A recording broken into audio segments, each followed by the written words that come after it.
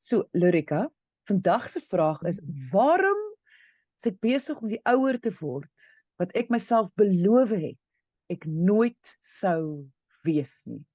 Dit is 'n baie goeie vraag. So, waarom gebeur dit? Hoorie, en weet jy wat's erg? Ek dink elke liewe ouer met wie ek praat sal vir jou presies dit sê, jy weet. Asof jy, toe jy 'n tiener was, het jy vir jouself beloof, ek sal nooit so wees met my kinders nie, en ek sal nooit so praat met my kinders nie, en hulle gaan al hierdie vryheid hê, en hulle gaan kan lekker goed eet wanneer ook al hulle wil lekker goed eet, en die hele ding. En dan tussen waar jy 'n tiener is en jy ouer word, besef jy, die navorsing is baie duidelik oor al die goeders wat jou ma vir jou gesê het, en wat is daai ding in Engels, mother knows best? Toe draai dit uit, mother actually knew best, nee? Knowed best, knew best.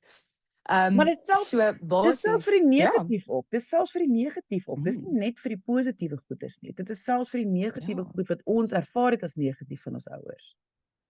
Absoluut. Jy weet, daai grense rondom wanneer jy by die huis moet wees en wat jy kan en nie moet eet nie, en hoe baie skermtyd jy moet hê nie. En intuïtief dink ek het ons generasie ouers besluite geneem, gebaseerd op hoe hulle gevoel het of wat hulle gedink het oor goed. En baie van daai grense, dink ek, se navorsing het nou uitgekom, en nou het ons wetenskaplike bewys dat sekere goeders regtig goed is vir jou. Jy weet, niemand het in die 70s en die 80s noodwendig navorsing gedoen oor hoe wonderlik en belangrik dit is vir kinders om buite te speel nie. Maar tog het ons ouers intuïtief net geweet, die kinders moet buite gaan speel. Gaan uit. Ek onthou baie keer het my ma net vir ons gesê, gaan speel buite. Kom onder my voete uit dat ek kan kos maak of ek kan wat ook al, maar gaan asseblief en gaan doen dit. En jy weet, en ek onthou as kind die boomhuise wat ons en die huise wat ons in die tuine gebou het, en hoe baie ons in die tuin was en gespeel het, kaalvoet, jy weet, en geswem het en gaan stap het en fiets gery het. Jy weet, daai geheue of daai herinneringe sal my altyd bybly, maar nou weet ons hoe verskriklik belangrik dit was dat dinge so moes gewees het. Maar jy het net nou die teenkant daarvan genoem. Jy weet, daai elemente van ek sal nooit so wees as my ouer nie. Daar is baie neurowetenskap daar agter, nê? En ek dink dit is vir my so mooi eintlik gewees om vandag navorsing te doen vir vandag se gesprek, is om te besef, maar jy is intentioneel en onintentioneel 'n produk van jou geskiedenis en van jou genetika. En dit beteken eintlik kan ons maar baie meer empatie hê vir ons ouers, vir enigiemand se ouers, om te besef dat dis 'n baie meer primêre ding waarvan ons eintlik vandag praat, en dit is die brein. So basies wat gebeur is, wanneer jy ouer word, aktiveer jou limbiese stelsel. So dit is daai klein fabriek reg in die middel van jou brein, en dit is vir my so mooi hoe die brein ontwerp is, dat die limbiese koneksie, waar alle emosie en koneksie is reg in die middel van die brein, wat weer eens bevestig fisiologies dat koneksie is die belangrikste element van enige iemand se lewe. En al ons patologie het te doen met hoe ons omgaan met koneksie, of verwyderd is of te naby is aan spesifieke koneksies.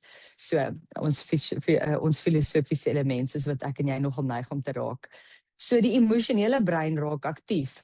Maar wat dan ook gebeur wanneer ons onder stres is, nou enigiemand wat vir jou, enigiemand wat al vir die eerste keer van 'n hospitaal of enige plek af hulle nuwe babatjie huis toe gebring het, sal vir jou sê, daar's asof iemand skielik 'n gordyn ooptrek in jou lewe, en hier besef jy, maar jy is volkome verantwoordelik om hierdie 1 of 2 of 3 individuetjies aan die lewe te hou.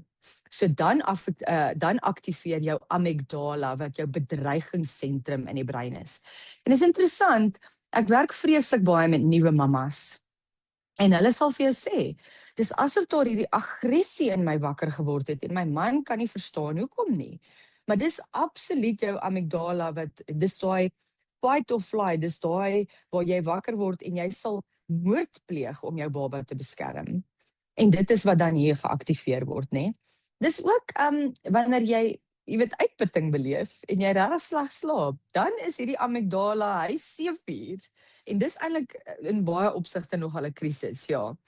En dan natuurlik, wanneer jy moeg is en jy's onder stres en jy's bekommerd en jy's onseker en jy's nie lekker seker wat om volgende te doen nie, My ma sê altyd, kan daar nie soos 'n gleufie iewers wees waar jy 'n kaartjie indruk en as die kaartjie uitkom dan sê dit vat dokter toe, voer, doek, slaap, nee, sodat daar net iewers vir ons 'n klou is oor wat met hierdie babatjie aangaan nie.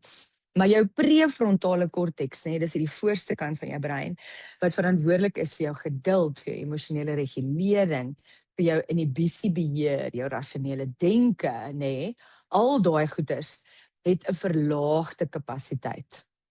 So jy kan sommer hoor, ek dink meeste ouers kan terugkyk of meeste mense kan terugkyk op hulle lewe. En iewers was daar op hulle gegil en iewers was daar ongeduld geweest.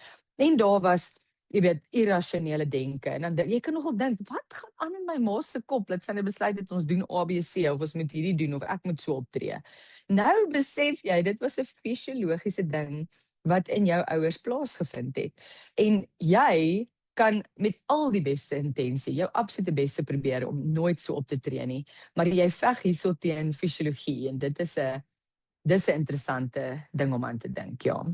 So, boonbehalwe dat jy gaan reageer op 'n neurovlak soos jou ma sou, of jou ouers sou, wonder ek net, is dit ook dat dit aangeleerde gedrag is, want nou is dit ook iets wat jy tog aanleer van kleins af, dit is hoe hulle optree toe jy nou klein was, of jy nie daarvan gehou het of nie, dis nou nie 'n punt nie, maar dan leer jy dit aan en dit bly binne jou dat daai spesifieke stappe word dan geneem wanneer die amygdale afgaan, wanneer 'n alarms is, wanneer veg of vlug inskop, leer jy aan dat nie hoe jy dit dan doen nie, maar hoe jou ma of jou pa dit doen en dan vat jy dit van daar af, of dit nou vir jou gaan werk of nie. Is dit wat gebeur? Absoluut. So en dis vir my so mooi eintlik. Vandag praat ons hier oor verskeie skole. Ons het die neurowetenskaplike skool, maar dan het ons die gedragsskool, waar daar's baie wat in jou brein gevorm is, waar jou brein geleer het, dis hoe ons optree onder hierdie omstandighede, dis hoe ons optree onder daai omstandighede. En dis geweldig moeilik om daai ou gewoontes, ou voorbeelde, ou paaie af te breek en nuwe paaie te bou. Kyk, dit is in baie opsigte moontlik en veral as jy 'n baie, sal ons sê, toksiese kinder, jy weet, so groot gemaak was, jy weet, as daar baie seer was, dan moet jy dit doen om jou nuwe, jy weet, 'n baanbreker te wees en om 'n nuwe toekoms te skep vir jou kinders. Maar in baie opsigte waar dit net dalk ongemaklik of onaangenaam was, gaan jy heel waarskynlik baie van daai ou gewoontes aangeleer het. En ek dink die punt van vandag is om nie so hard te wees op jouself wanneer dit wel gebeur nie. Want dit hoor ek verskriklik baie as ouers sal vir jou sê, en toe tree ek presies op soos my ma, en nou is ek nie 'n goed genoeg ouer nie, of toe tree ek presies op soos my pa, en nou voel ek asof ek my kind gefaal het, en jy weet, ek misluk het as ouer. En dis regtig nie die geval nie. En ek dink ons kan ook baie meer empatie nou ontwikkel, ook vir ons ouers, om te besef, maar hulle het ook eintlik maar net die beste gedoen met wat hulle gehad het tot 'n groot mate. Ek sou aanneem dat mense kan voorstel dat indien dit dan nou so is, dat jy doen dieselfde stappe of jy voel jy's nou presies soos jou ouers en jy het nie daarvan gehou nie, dan is die volgende stap ons nou om nie noodwendig te wens jy was anders nie, maar om dalk te verduidelik aan jou kind, of dan baie meer op te werk aan die kommunikasie met jou kind van hoekom is dit so, nie om te blameer of jou ouers nie, maar hoekom is dit so, wat het nou gebeur, hoe voel jy daaroor, jy weet, om presies te doen wat ons ouers nou wel nie gedoen het, en dit was om nou mooi met ons te praat oor dinge. Absoluut, so hulle het op daai primêre vlak opgetree, en dan moes jy as kind stil gewees het en basiskamer toe gegaan het, of wat ook al die storie was.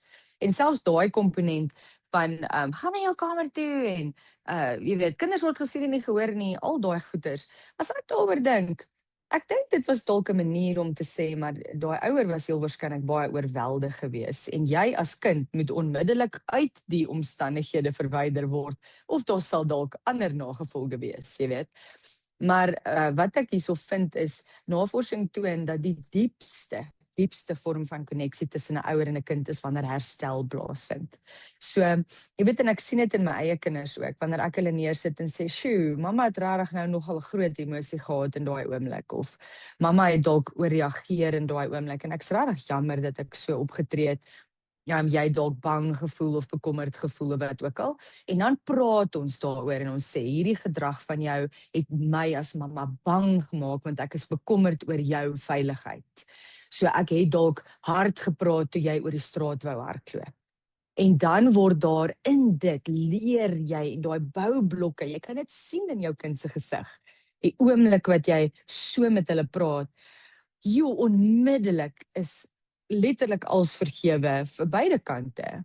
En ons kan net in daai oomblik 'n koneksie gevorm het wat, ek meen, al die geld in die wêreld kan dit nie koop nie. En dis waar jy diep connect met jou kind. So dit gaan nie oor hoe jy eers gereageer het nie. Dit gaan oor wat jy met daai reaksie doen na die tyd. En daai herstelling is, ek wens net almal kan dit sommer in al hulle verhoudings aanleer. Hoe mooi, selfs as volwassenes, as jy terugkom en sê, ek het nie heeltemal reg daarop getree nie. Ek's regtig jammer daaroor, kan ons asseblief net ons koneksie weer bewerkstellig. Ja. Dit is juis hoe die volgende generasie dit dan weer kan verander, wat die vorige generasie gedoen het, is om elke keer 'n nuwe stap te neem. Maar mense, indien jy 'n vraag het, kan jy e-pos stuur na lise@wsek.co.za. Ek sê baie dankie aan voorligtingsielkundige van Johannesburg, Lorika Fik. Haar besonderhede is hier by hierdie gesprek, so gaan kyk gerus as jy haar wil kontak. En dan ek sê baie dankie aan die wat gekyk het. Deel asseblief die gesprek. Weet nodig om dit te hoor nie. En die heel belangrikste, kyk mooi na jouself.